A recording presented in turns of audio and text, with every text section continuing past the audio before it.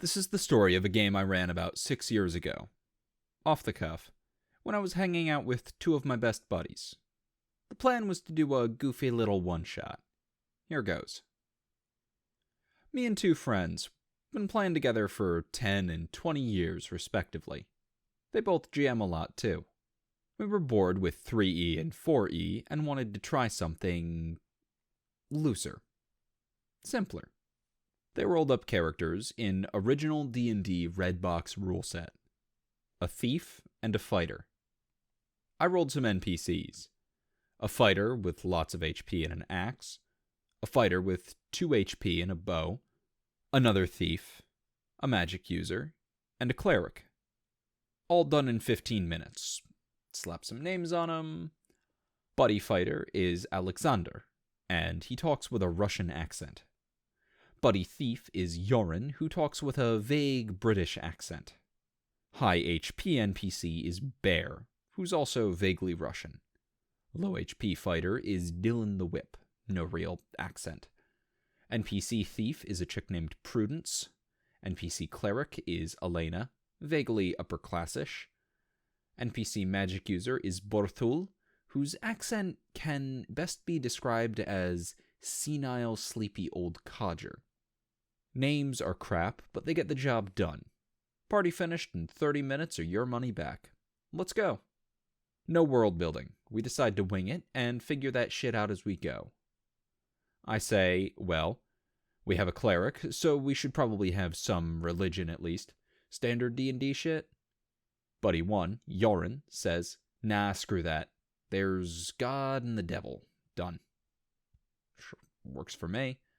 This is basically a one-shot after all. Who cares? First session starts in medias res. They have been hired to transport the cleric and the magic user to a trading city several weeks away. They are about to cross under some mountains through a dangerous cave road called the Underpass, but there are goblins and wolves giving them shit. Early in session 1, Yorin curses by Torath, the snake god. Dude, you just said it was one god? I point out. The player gives me a look like I'm an idiot. Yeah, there's just one god. Torath, the snake god. And thus was born a monotheistic religion devoted to a snake god.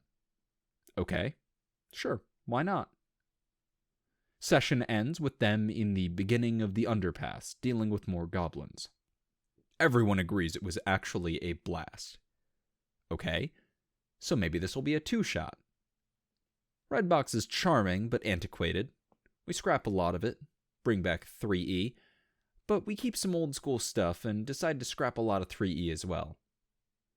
Keep basic sides initiative on straight D12. Attack bonus is okay. Taco amusing but unneeded. 30 class abilities, feats, etc. more gamey and complex than needed. Fuck it. If you want to do a featy kind of thing, just say so. We'll do it on the fly in game. What if armor gave some damage reduction? Asks someone. Sure. Shitty armor gives a D4 or a D6. Alexander's plate can be like 2D6. Give him a nice buffer against those goblins. 30 skills? Boring. I liked Redbox's flexibility of not having skills, but that's ruined by thief skills that are even more garbage. How about everyone just picks like 4 to 6 skills they want? Name it whatever. If it's too broad, I'll hit you with a banhammer. Otherwise, who cares? Alexander decides he was actually lesser son nobility back in unnamed Russian-accented motherland, picks up leadership and horsemanship and dancing and courtliness. Probably athletics too, because he's a fit dude. Yorin was a Redbox thief and has a worse attack bonus, worse armor, worse weapons, so he picks up more practical stuff. Stealth, thievery, bluff, perception, etc. Pretty recognizable skills for most people. Name levels cool, HP inflation boring. E6, best 3rd E variant. What if level 6 is name level, and after that, nobody gains normal level stuff? Agreed. Not that anyone will get to level 5 anyway. If they do, we can figure some shit out later. This just establishes the tone, so we know. No big damn heroes in our world. Never gonna come up. Everyone is like level 2 or so. Let's keep magic low-key. Elena can bless people or some shit, but I ain't giving her a spell list. As a first level Redbox cleric, she couldn't anyway, but let's keep it that way. Borthul can keep doing sleep if he spends like 1d6 rounds reading the spell directly out of his book. That's better. No magic MacGuffins to save you now. Solve your problems like Conan would. Back to the action. They meet some mercs trapped in the underpass, sieged by goblins. Elena saves the boss's life, but has to amputate his arm. I'm getting excited about accent shenanigans. Merc boss has an outlandish attempt at some sort of Italian or Spanish or something? Who can tell? The party asks where he's from. Shit. Locations in the world? Do those even exist? Alexander. Is he Spanish or Italian? Both? Alexander. Okay, he's from Spitaley. Spitaley. Fucking Spitaley. Really? Okay, how about Spitalia? There we go. That looks a little better.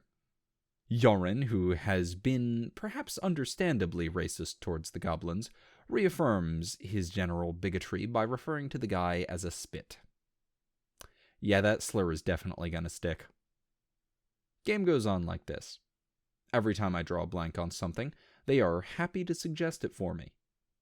They name NPCs, they name locations, whatever. We don't want to stop to world build, or have me write up 50 pages of notes. They like my improv DMing. But that still draws blanks occasionally. We keep meeting. Wasn't this a one-shot? Spoiler, it's not a one-shot. Campaign still going to this day. Continent of vaguely historically analogous nations, peoples, cultures. Spitalia, Svardin, Rusk, Kregani, etc. Party commands a mercenary army, owns several keeps. They have over 150 detailed NPCs in their employ. The first 80 or so were acquired one by meeting new friends, turning foes into friends, etc. Eventually, people began flocking to them. So the numbers keep going up.